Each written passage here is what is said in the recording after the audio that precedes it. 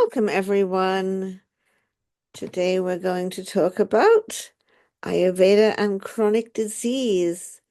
It's something I've had so much experience with because a major reason why people do come to Ayurveda clinic is chronic disease. So many people have chronic illnesses and don't always get satisfactory answers from Western medicine alone, although that obviously does play an important part diagnostically and sometimes with certain treatments as well. So in Ayurveda, our goal is svasthya, a state of well-being. When we experience svasthya, we wake up in the morning energized, full of enthusiasm, looking forward to the day ahead. We spend our day largely with a feeling of contentment. Of course, there are ups and downs that happen throughout the day. For some of us, there have been some pretty big downs just lately in the political scene, but nevertheless, there's an underlying base of contentment and stability that comes from well-being. We get hungry at regular intervals, and we eat our food with relish. And when bedtime comes, we enjoy a deep and refreshing sleep. This is well-being. It's very far from what we do experience when we suffer with any kind of chronic disease. So what is our goal when we're thinking about svasthya, well-being, and chronic disease? Many chronic illnesses are deemed as yapya. That means they do persist throughout the life and are not susceptible of being got rid of. So in this context, svasthya, well-being, means keeping our illness controlled. If it's asthma, that's a disease that persists throughout the life. Can we keep it under control? Can we keep it controlled without needing to take a bunch of inhalers and medicines?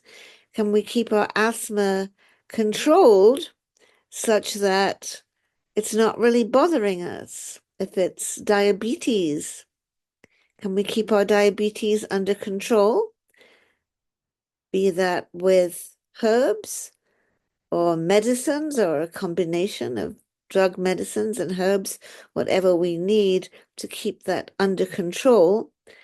We want to keep our chronic condition under control and navigate our diet, our lifestyle, and the herbs and supplements we take so that we can feel as well as possible. In this context, Ayurveda refers to the concept of hetu viparita chikitsa, the treatment of reversing the cause. We need to reverse the cause or address the cause of our chronic illnesses. Of course, some of our chronic illnesses are genetic in nature, some which are purely genetic, like Huntington's, some which are a genetic tendency that leads us in the direction of developing a certain illness. However, a really important contributor to chronic disease is childhood trauma. Adverse childhood experiences affect the way our autonomic nervous system operates, affect the way our hormones are balanced. They affect our HPA axis, our hypothalamic pituitary adrenal axis. They affect the integration of the vagus nerve, the autonomic nervous system. This renders us susceptible to developing chronic illnesses. Childhood trauma is often the answer to the question, why is this happening to me? Why? when so many people got COVID, am I the one that got really bad long COVID? Not everybody has long COVID, though a lot of people do. Why, when so many people in the world have had Epstein-Barr virus at some point, why am I the one with ME and so on? Why is this happening to me? It's happening oftentimes because of the basic imbalances in our system that have been set up by our experience of childhood trauma. So, in that context, it's good to seek to address our trauma. And my recipe for addressing a history of trauma, PTSD, adverse childhood experiences is a lot of therapy, a lot of journaling, and a lot of meditation. Try it. Find a good therapist. That's, if you haven't done that already and you've had adverse childhood experiences, find a good therapist. One therapist and stick with them. That's also really important. Often people say to me, well, I've seen several people. That's seeing a few people here and there is not going to help because it means as soon as the going gets rough, we're on to the next thing. Find a therapist you're comfortable with, stick with them even when the going gets rough, and continue with it on a regular basis. A lot of journaling, setting up a dialogue with ourselves, setting up a dialogue with our dreams, setting up a dialogue with our imagination, with our sketching, with our drawing, whatever we want to do, our poetry, whatever we want to put in our journal. That is another wonderful way to heal trauma. And the third thing is a lot of meditation. That means learning to meditate, developing a meditation practice, learning loving kindness meditation so we can radiate loving kindness to ourselves and all beings, learning insight meditation so we develop the ability to have a witness as our feelings arise, flower, and pass away.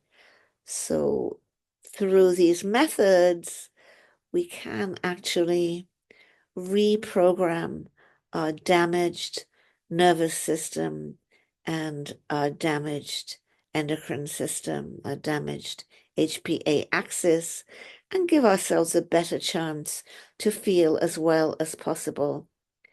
Another thing that's often an underlying cause of chronic illness is a car accident or multiple car accidents. Again, it sets us into trauma mode. It affects our HPA axis. It can in itself be a cause of chronic pain, and it can trigger chronic illness. So addressing the trauma of the accident, as I just suggested, a lot of therapy, a lot of journaling, a lot of meditation, addressing the vata-provoking nature of the accident, which we do with oil massages and sweating and other vata-soothing treatments. Lingering infections, I just alluded to a few of them. Lingering infections, be they viral, bacterial, or fungal, these are often the underlying cause of chronic illness, of chronically not feeling well. We touched on a couple of long-term viral infections, ME, also known as CFIDS, chronic fatigue immune dysfunction, is basically a viral illness, often caused by the Epstein-Barr virus, sometimes by cytomegalovirus. It can last a long time and cause tremendous amounts of distress, depending on who you are and what your story is up to that point. But part of what's going on is viral persistence in your body. So that virus itself has to be addressed. We're getting the long COVID situation now as well. We're going to talk about that in more depth and detail in another podcast. Chronic bacterial infections like chronic Lyme. Lyme disease is a bacterial disease. The spirochete, similar to syphilis, same type of bacteria. It's just not sexually transmitted, but it is transmitted by ticks and sometimes people believe by mosquitoes, can become a very long-term problem for many people. And again, it's partly because of the persistence of that spirochete in the biofilm of your gut and elsewhere in your body. So, as well as addressing the current symptoms that you're experiencing, we also have to address that bacteria. And the Western medicines, so far, as far as I've seen, they don't get into the biofilm. Then chronic fungal infections. For some people, it's a black mold illness. For many, it's candidiasis, an overgrowth of candida, which is a yeast. For many, it's chronic intestinal parasites like amoeba, giardia, blastocystis that cause chronic ill health. These organisms are persisting in your body, and we need to directly address them with the appropriate treatment. So we're not going to get to where we're as well as we can possibly be until we address these underlying causes. There are three pillars of our Ayurvedic approach to treatment: Ahara, diet; Vihara, lifestyle; and then Aushadhya, herbs and supplements. At the beginning of Ahara, let's take a long, hard look at what foods might be leading to chronic illness. A good example here is gluten. Now, don't get me wrong, gluten is not a problem for every person. I myself don't have an issue with gluten, and I do enjoy my pasta and my bread, and it's not an issue for me. I made sure it wasn't an issue for me by doing a year of gluten-free and going back on gluten, and nothing changed. As well as doing some testing to make sure it wasn't an issue for me. But I did a year of gluten-free because I can't ask you to do it if I haven't tried it myself. And vegetarian gluten-free is a totally possible and even enjoyable diet in its own way. But if you have celiac, gluten is going to cause chronic illness for you.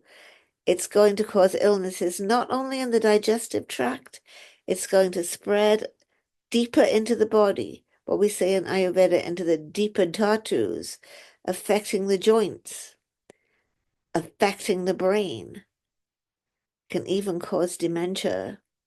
So, very important to get off gluten if you find out with testing that you are celiac.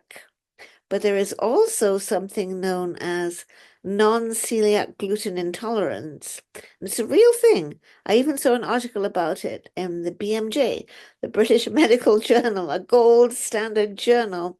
It's a very real thing that can cause horrible illness and even disability, but doesn't meet the tests for celiac.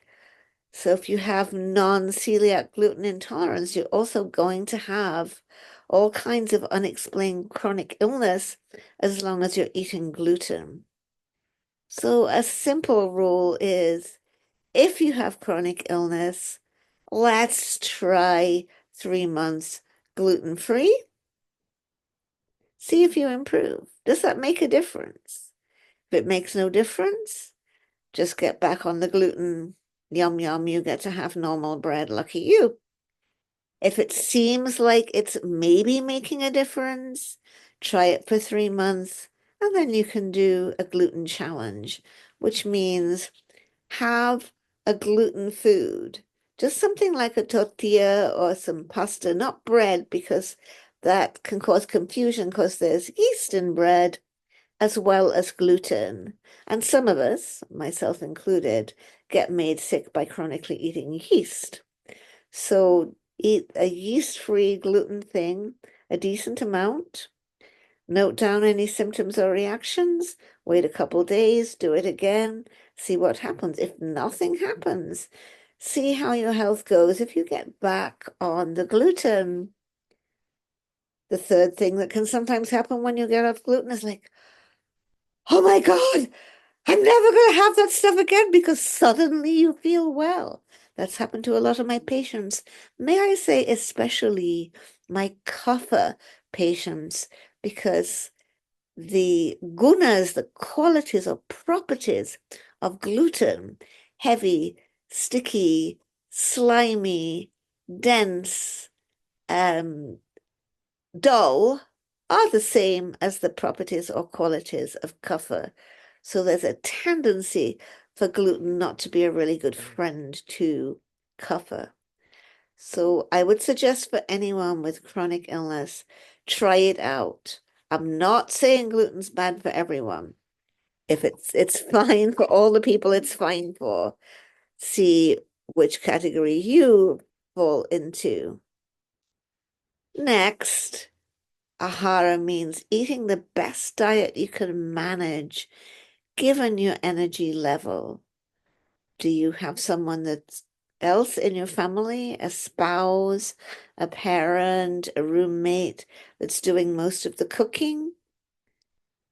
Can they up their game on the healthy food?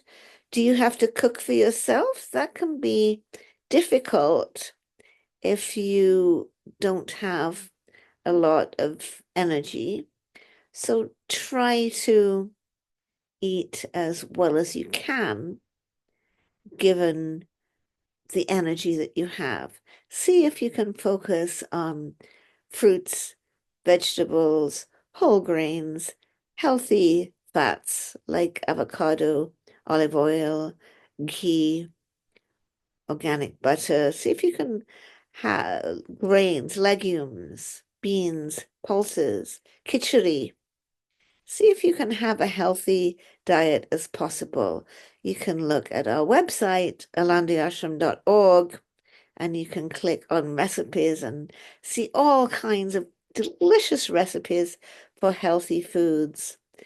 But because you are suffering chronic illness, which almost always means some type of fatigue, just do the best you can. Try to stay away from the junk foods. Try to eat as healthy as you can. Don't get fanatical. Don't let yourself develop orthorexia. That is a horrible condition where you feel you have to eat so right all the time and it causes so much anxiety, especially in social settings. Don't let's get orthorexia. Don't let's get really strict or try too hard. Don't make the perfect the enemy of the good, as we like to paraphrase Voltaire by expressing it that way. Just do the best you can, slowly, slowly. See if you can up your game to more whole foods, more fruits and vegetables, more legumes, nice Ayurvedic spices that help your digestion. The same with Vihara, the lifestyle. Here at Alandi, we have the concept of the ladder of well-being. If you're on the very bottom of the ladder, because it's all you can do just to get through a day. Either you're disabled and not able to work because of your illness, or it's all you can do to get through your work day, take care of your kids, do what you have to do. Again, don't punish yourself. Don't make the perfect the enemy of good. See if you can take some little steps up the ladder of well-being. Can you find some time in the week where you can give yourself a nice massage with medicated oil before you have a warm shower or go in a steam room or sauna? Can you find the time to do that maybe once in a week? Can you get the energy to oil the soles of your feet at bedtime? If you have something like a chronic sinus condition, can you take a little time for some oil pulling to clean out your mouth? Can you do some nasal saline rinses, neti? Can you find the time little by little to bring in some nurturing Ayurvedic routines without feeling that you've got to do it all? The wonderful thing about an Ayurvedic lifestyle is the concept of negative commandments. If you follow the negative commandments, if you don't do the things that are bad for you, you will save time, you will save money, you will save energy, you won't have to pop to the store for a cigarette, you won't have to go to the liquor store. There's all that energy you're going to save. That's all that money you're going to save that you can put into having some nice Ayurvedic treatments. So a lot of improving your lifestyle can be just dropping the things that are bad for you, whether that's too much cell phone or too much coffee. Just slowly, slowly. We say in Ayurveda, it's Charak Samhita, a fundamental text that we have states, the bad habits should be abandoned gradually, and the good habits should be introduced gradually. So baby steps, little by little, getting rid of the things that are not helping, but which you might have taken as a crutch because you just want to get through the day or get some kind of comfort. Gradually, gradually, as you get more and more energy, see if you can bring in some of the things that are helpful for you. Try to be with the energy that you have. I know it's hard. An energy budget is an important thing. They also call that pacing. I like to call it an energy budget. It's not the be all and end all because it doesn't cure your condition. It's not the answer. The answer is what we're talking about, getting to the underlying cause and treating it, but thinking about your energy budget for the day and for the week, planning in your rests, your naps, your snacks, your breaks. It's pretty important to help you get through a day. That's what you need is your naps, your rests, your breaks, your recreation, not your coffee, your mate, your energy drink. That is fake energy that is only going to make your condition worse. Try to be with the energy you have, not too much of the pick-me-ups.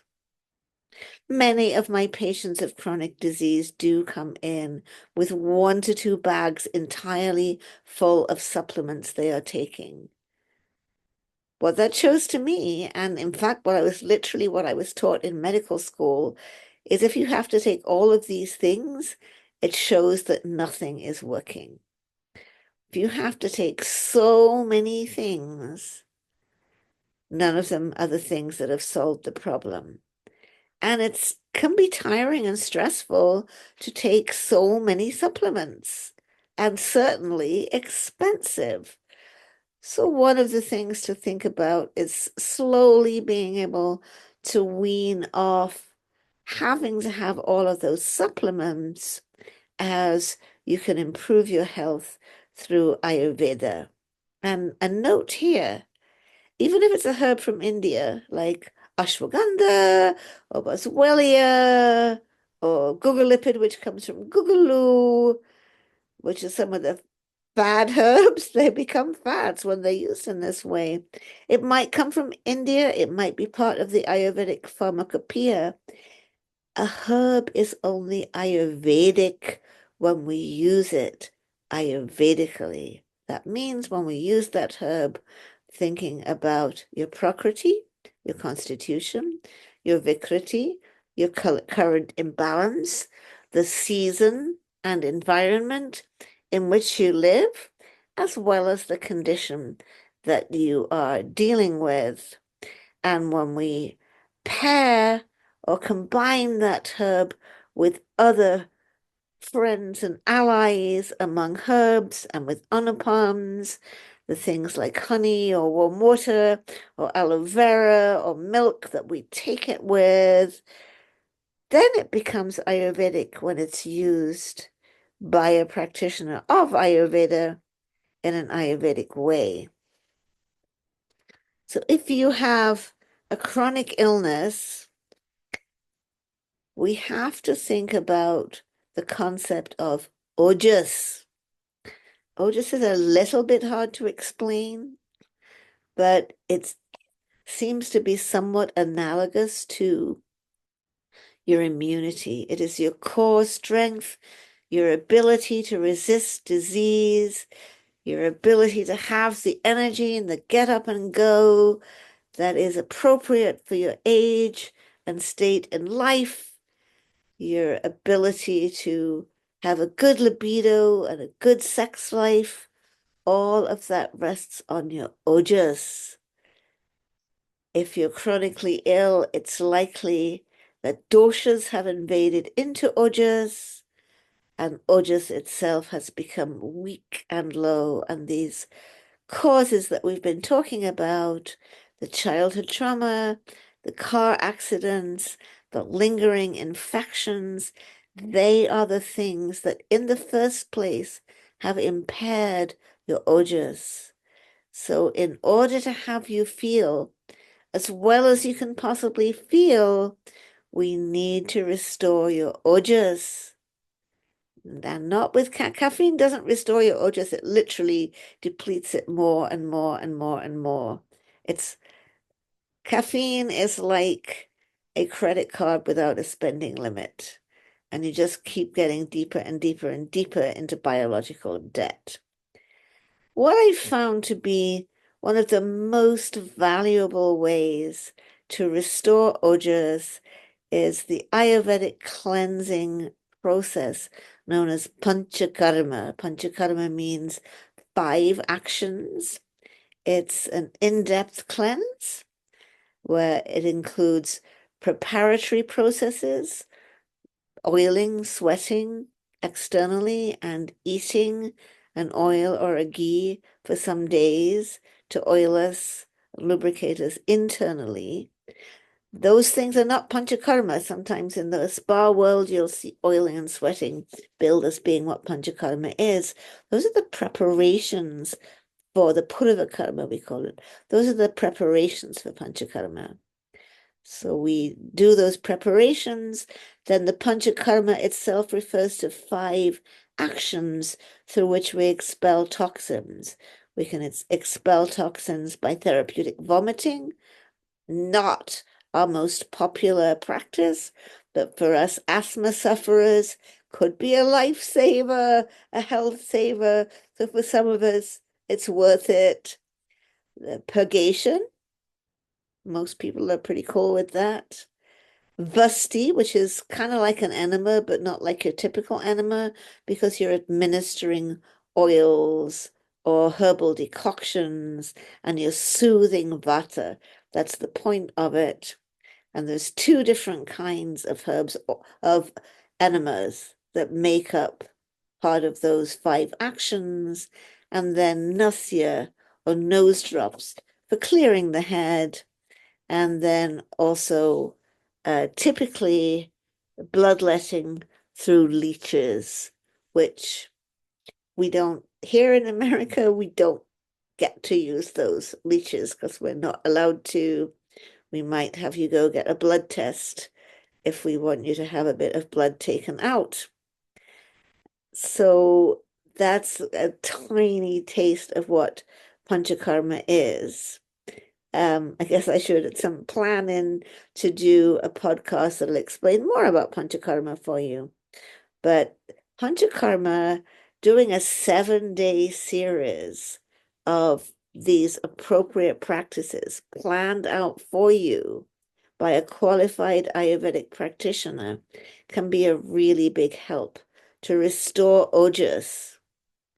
It can make the biggest inroads into chronic disease. And a lot of my chronic disease patients have been able to get from completely sick, broken, single, like not able to function in life because of the impacts of their illness and the level of their fatigue and pain, to where they can have much more of a decent life through repeated cycles of panchakarma. One patient told me, I was standing in the shower after my last treatment and I felt my energy return through the crown of my head. I've never forgotten what she said. And I see the difference in the pulses. I see how these properly planned panchakarma treatments, individually designed for you by a qualified practitioner, can really make inroads into chronic disease. There is no silver bullet. There is no magic trick. There is no special supplement that can make it all go away. Through Kriya color, through the process of time, your illness developed. Through the action of time. Time and patience are needed to restore your health. Don't give up. Keep going. Continue your Ayurvedic diet, your Ayurvedic lifestyle, your properly guided Ayurvedic treatment, and you will, over time, feel better and better and better.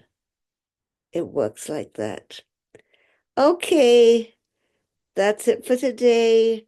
All the best. Namaste.